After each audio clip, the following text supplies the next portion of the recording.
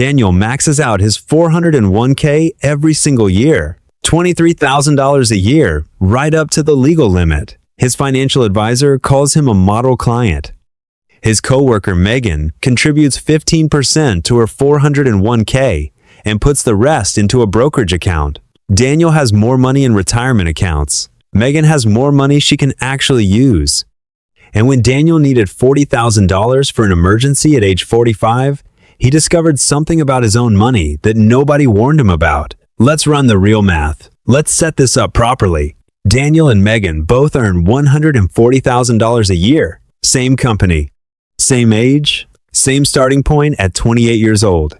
Daniel decides to maximize his 401k contribution every year. In 2026, that limit is $23,500. Megan decides to contribute exactly enough to capture her full employer, match 6% of salary, matched at 50%, then invest the remaining gap in a taxable brokerage account. Daniel contributes $23,500 a year to his 401k. Megan contributes $8,400 a year to her 401k to capture the full match, receiving an additional $4,200 employer match. Megan then invests $15,100 a year into a taxable brokerage account. Daniel's total annual retirement contribution is $23,500, plus his employer match of approximately $4,200, totaling $27,700.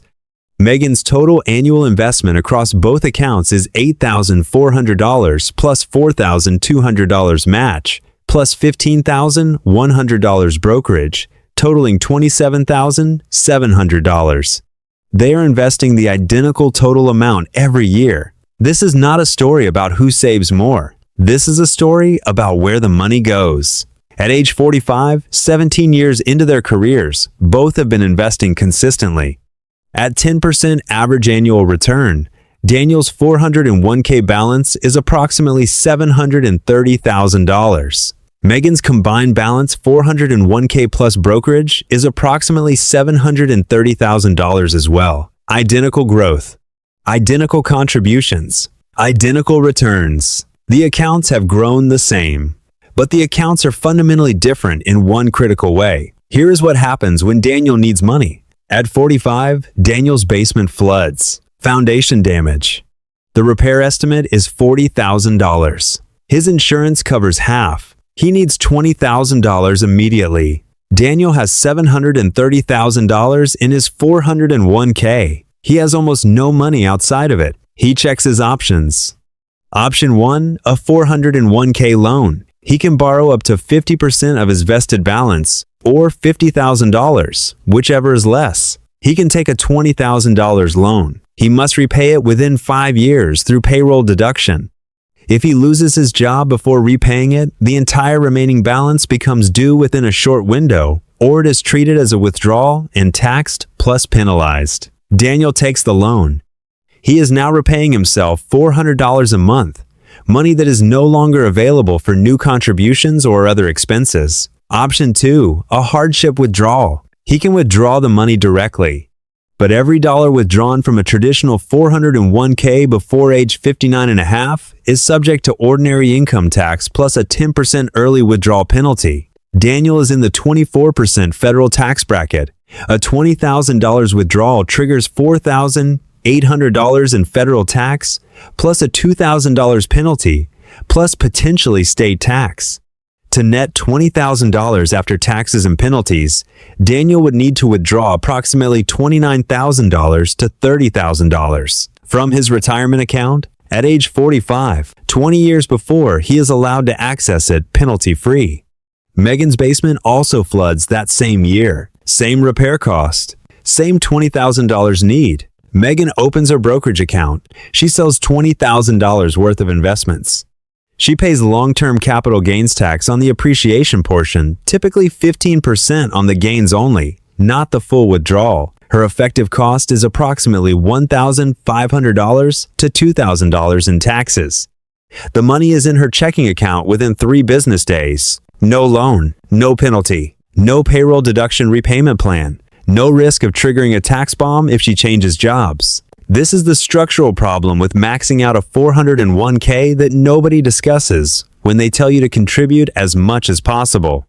Retirement accounts are optimized for one specific outcome, money you will not touch until you are over 59 and a half. Every dollar you put into that account beyond what you need for retirement is a dollar that becomes expensive and complicated to access for anything that happens between now and then. Let's talk about the years between 28 and 59. That is 31 years. 31 years where life happens. Home repairs, medical emergencies, job loss requiring a financial bridge, a business opportunity requiring capital, a child's wedding, helping aging parents, a divorce requiring liquid assets to divide, a health crisis requiring funds before insurance kicks in. Daniel has locked nearly all of his investment capital into an account explicitly designed to punish him for accessing it during exactly the 3-1-year window, where most major life expenses occur. Here's the part that makes this even more important. Daniel cannot retire early even if he wanted to. Let's say at age 50, Daniel decides he has enough money and wants to stop working. His 401k balance is approximately $1,250,000. He cannot touch most of it without penalty for another 9.5 years. He would need a separate bridge strategy, additional savings, or a complex early withdrawal mechanism just to access money he has already earned and saved. Megan at 50 has built her wealth across both accounts. Her brokerage account alone might be $600,000 to $700,000 by this point, fully accessible at any time, taxed only on gains, with complete flexibility about when and how much to withdraw. If Megan wants to retire at 50, she has a clear bridge to traditional retirement age. Daniel does not. Same total wealth, completely different freedom. Now let's be fair to the 401k. The tax-deferred growth inside a 401k is genuinely powerful. Every dollar that compounds without annual tax drag on dividends and capital gains grows faster than the same dollar in a taxable account. The employer match is free money and should always be captured. For money you are highly confident you will not need before 59 and a half, the 401k remains an excellent vehicle. The mistake is not contributing to a 401k. The mistake is contributing exclusively to a 401k while building zero liquid, flexible wealth outside of it. Here is the optimal allocation strategy that captures the benefits of both account types. Step 1. Contribute enough to your 401k to capture the full employer match. This is free money with an immediate 50% to 100% return depending on your match structure. Never leave this on the table. Step 2.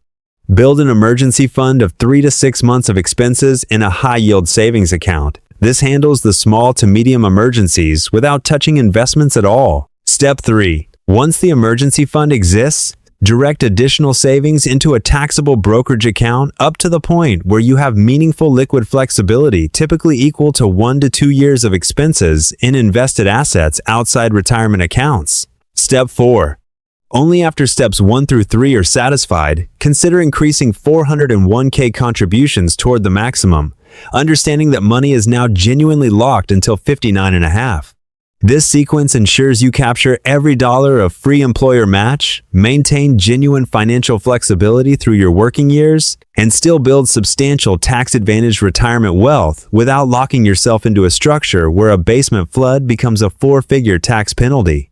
Daniel is not a failure for maxing out his 401k. He followed conventional wisdom precisely as it was given to him. Max your retirement accounts. Future, you will thank you.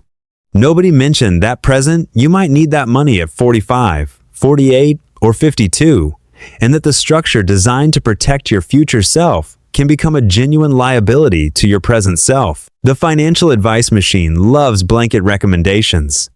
Max your 401k. It's simple, it's measurable, it sounds disciplined, but blanket advice ignores the liquidity needs that exist at every single age between when you start contributing and when you are legally allowed to use the money.